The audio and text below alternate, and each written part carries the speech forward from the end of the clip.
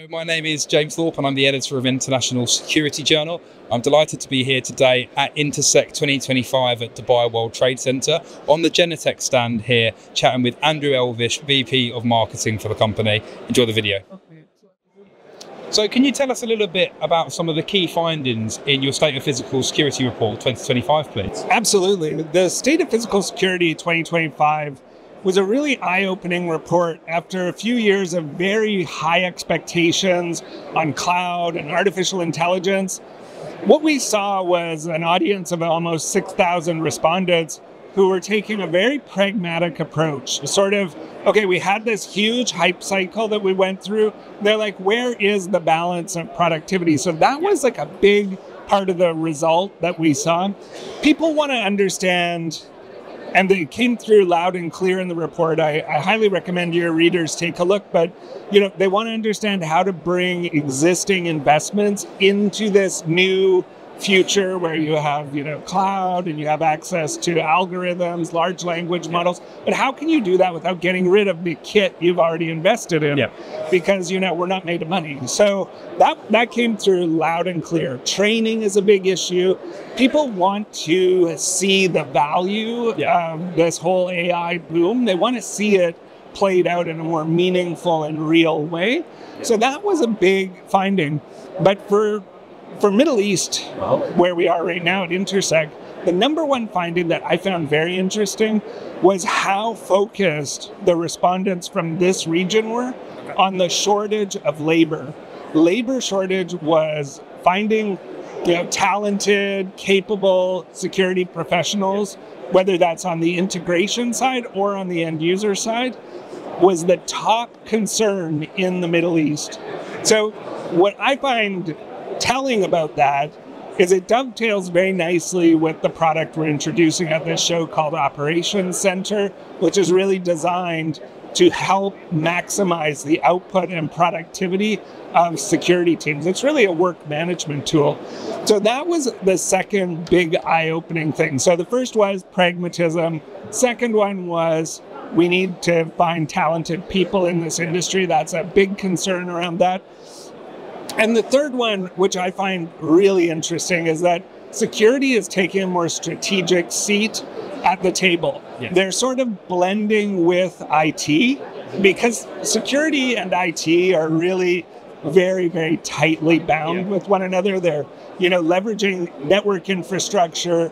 They're concerned about cybersecurity. Many of the same issues keep coming up. And what we found is that by working closely together, security is seen less as sort of a cost of doing business or overhead and more of a strategic player in helping shape the direction of companies. And, quite honestly, over the last 3 months, we've seen some pretty, sad and disturbing items where, CEOs, met a rather awful fate because I think these security teams weren't as joined up as they could be, or everybody's trying to do the best work they can. And, what we want to see is we want to see a better approach to that where security teams are communicating, they're sitting at the table, they're thinking more broadly about the future of the business. These are areas where I think, as an industry, we could be doing better, and that came through loud and clear. Using security as a business enabler, almost. 100%. And using it to actually shape the outcomes of the business. So it's not just about looking into the past to solve issues, but leveraging the investment in technology and technology platforms to actually start thinking about, well, how can we get better at what we do? How can we, push our competitive advantage as a whatever kind of business you're in? And I think what we're seeing with the savviest consumers, whether that's security practitioners or channel partners, is they're really looking to take a bigger view of things rather than just like looking at cameras and opening and closing doors. That's really interesting. And obviously you touched on your own innovations there. I want to kind of jump back to that and talk about a little bit what you're showcasing here at Intersec in Dubai, and also what you've kind of got on horizon from a technology perspective this year. For sure. I mean, there's no shortage of things to see here at our booth. I encourage all your viewers to come by and take a look for themselves. But we have a few big things that are going on. I mentioned Operations Center. Yes. We're very excited about that because security professionals for a long time have had to like either make do with work management tools designed for IT professionals. So really like help desk tools, like, those kinds of like Atlassian sort of stuff. Or they were trying to use enterprise work management tools like a Rike or a Basecamp or a Trello that are designed for totally other uses. And then they just end up using spreadsheets. Yeah. And that's not very scalable, especially if you manage a geographically diverse security team or across a campus. They can't all be in a SOC at one time, right? So we designed this tool to really link up all the players on a security team. So, you can understand what task is next, the steps you have to perform to complete the task, the evidence that needs to be collected, and then you can actually package everything up into a nice report and finish your shift, right? So that's it at the simplest level. But the nice thing is, because it's part of Genetec, it really draws on everything. You don't have to go searching for video. You don't have to search for access control. You don't have to search for license plates. It's all in the tool. So it's a very streamlined product. Yeah. So much so that we're actually giving it to our channel partners to use for free in their own businesses as they deploy their end user projects. So that's a biggie. The other things that we're really excited about is our new forensic search technology. Searches, especially in video surveillance, searching is very difficult. It's very time consuming. You want every little trick you can to make it shorter and more accurate. And I think that's one of the areas where artificial intelligence is really, really tailor-made for. Because looking at hours and hours and hours of video data, humans are terrible at that. It's really, really not good because you get tired, you don't see things. And with our camera partners make fantastic cameras that capture mountains of metadata. And what we've done is, if you have a system where you have an Axis camera, a Bosch camera, a Hanwha camera, a lot of large-scale deployments do, you don't want to have to go to each camera and look through the metadata to try and find the thing you're looking for. So rather than do that, we said, well, let's just build on top the ability to go and grab all of the data and then surface the results.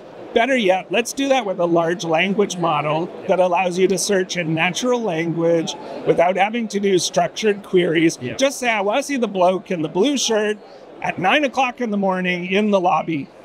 So we were able to do that, and even better than that, to use spaces. So it understands spaces in a campus or a building, and the searches leverage artificial intelligence. But the way we like to think about it at Genetec is that it's not really about artificial intelligence, it's about intelligent automation, right? So we get the security professional to do what they do best, and that's make judgment calls. So the system serves up the results, and then the security professional, the human, they can decide what makes sense and finish the results. So forensic search is a big new feature that we're really excited to have here at the show, and that one really gets people excited when we show them that. And you can search in any language you want. You could search in French, English, Spanish. It'll understand it, and there's no weird black boxes, right? It'll tell you what it's looking for. It's like, this is what I understood, that's what I'm looking for. And finally, another really cool thing we're showing at the show is the new Axis powered by Genetec network door controllers.